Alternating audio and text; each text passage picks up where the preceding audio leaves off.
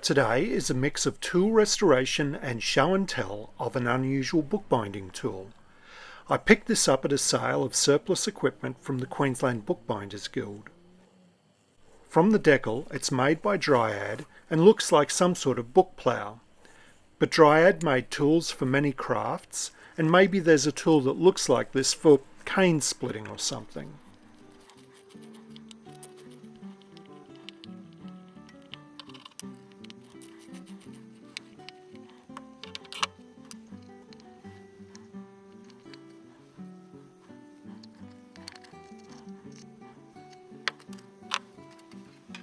The first thing I'll do is clean up the blade and sharpen it.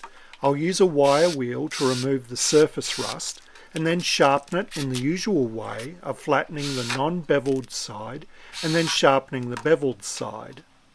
I'll use DMT diamond stones progressing from extra coarse to extra fine in 5 steps. And then I'll finish by honing on a leather strop loaded with Veritas honing compound.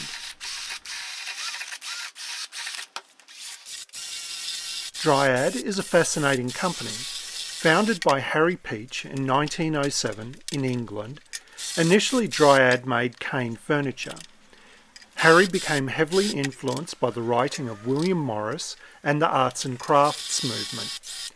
During the Great War, they promoted craft as a form of therapy for ex-service people. Dryad greatly expanded the crafts they supplied tools and materials for, and expanded into educational or vocational training. For almost 50 years, they had a range of quality but affordable bookbinding tools and materials. It is certainly worthwhile keeping an eye out for any tools at garage sales, flea markets, or antique stores that are marked as Dryad. Many of these tools will be for crafts other than bookbinding, but they're probably worth buying anyway.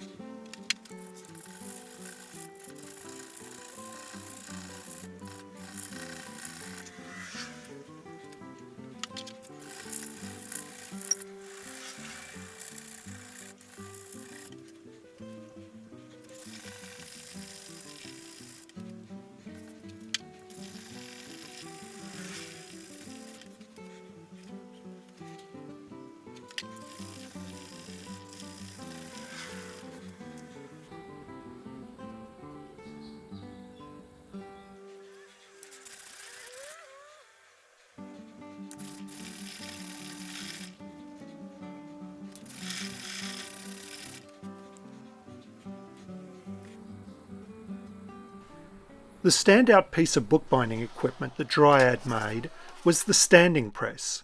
It was a hybrid wooden metal press with steel supports and screw. The clever design provides a generous amount of daylight, while the tightening wheel is easily reached as it's positioned just above the wooden plate. Because of the hybrid design of wooden steel, the press doesn't weigh a massive amount as an equivalent full steel press would. I don't have one of these presses, but really wish I had one. I'd swap my green steel press for one of these any day. I've probably just put the price of them up too.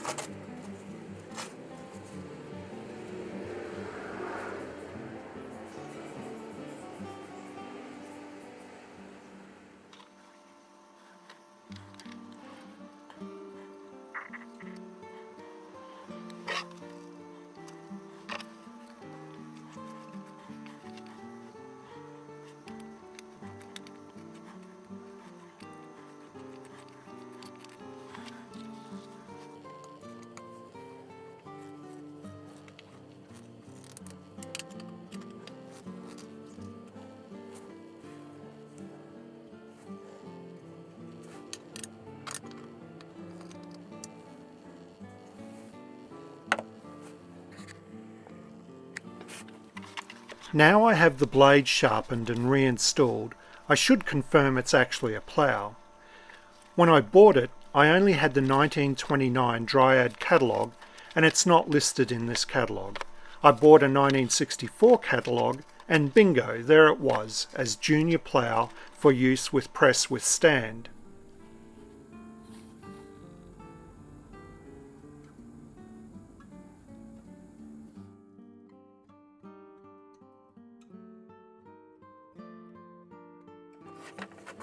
I borrowed one of the QBG Dryad presses on a stand to demonstrate how it's used.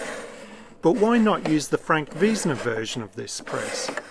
Frank's press is very similar in design, a bit larger, but another significant difference is that Frank's has the sloped cheeks of a finishing press, while the original Dryad has a flat upper surface on the press.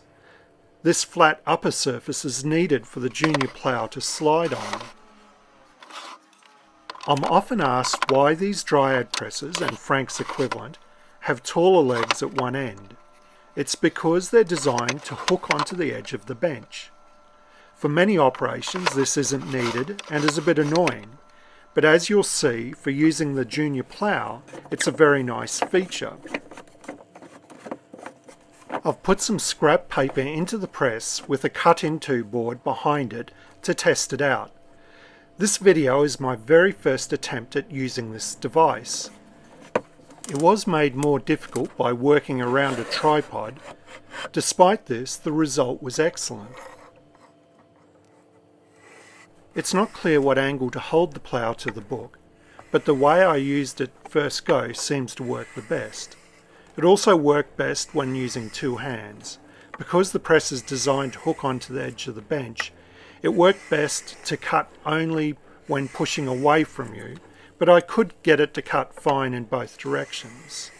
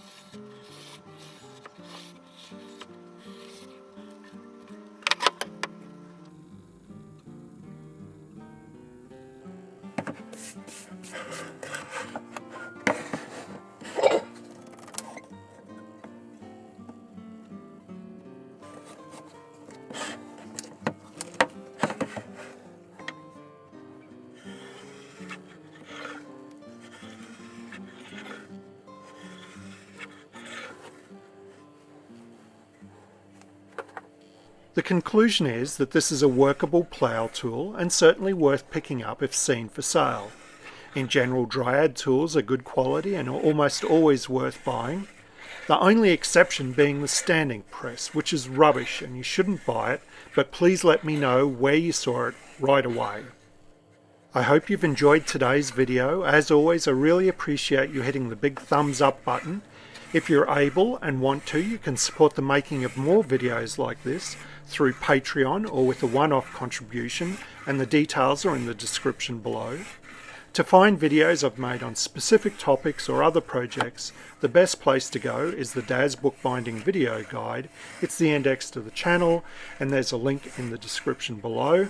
If you want to be notified of my future videos, please hit the subscribe button and select the notification bell. Until next time, cheerio!